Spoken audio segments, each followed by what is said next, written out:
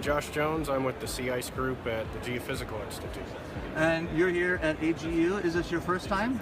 This is my third time, actually. And have you presented each year, or is presenting new for you? I presented each year, once when I was an undergraduate at UAS in Juneau, and when I was a grad student at the GI.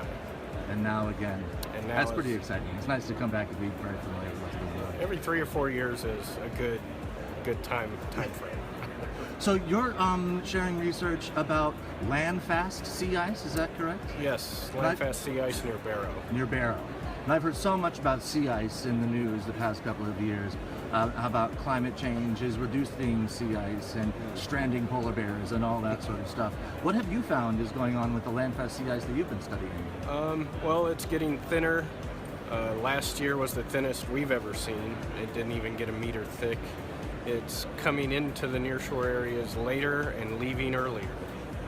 And so from that, I'm not drawing any conclusions, that's just what's going on. That's what we've noticed in the 8-9 years I've been studying sea ice. Thinner and thinner and less and less.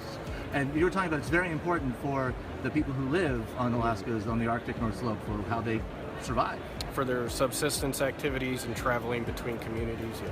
How can your research help them? Are you going to build walls around the ice? What are you going to do? Or what could you propose to do? Just help them understand what's going on and what to expect as the climate is changing and the ocean is changing. And, yeah. And so I asked you, and you said this does happen naturally, but not as much.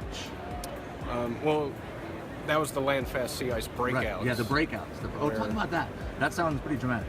Where the Landfast ice has been there a while, and then all of a sudden it just starts moving away. Actually, in 2014, there was a group of hunters that were stranded on the ice and had to be rescued after a breakout event.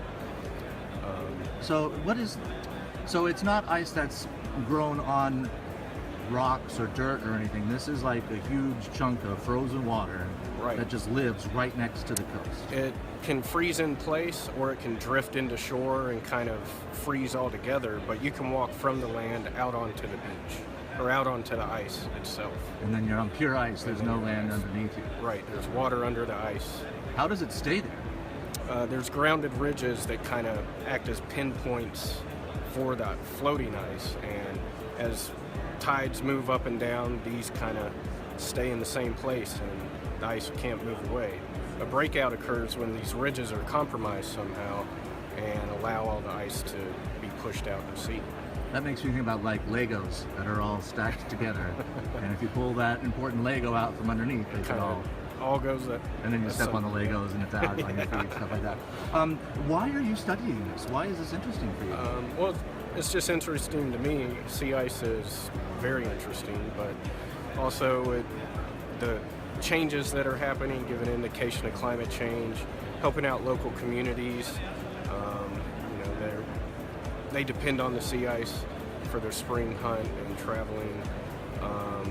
The Landfast Sea Ice protects the coast from storms, eroding storms in the spring and the fall, which, if it's not there, can erode the shoreline more.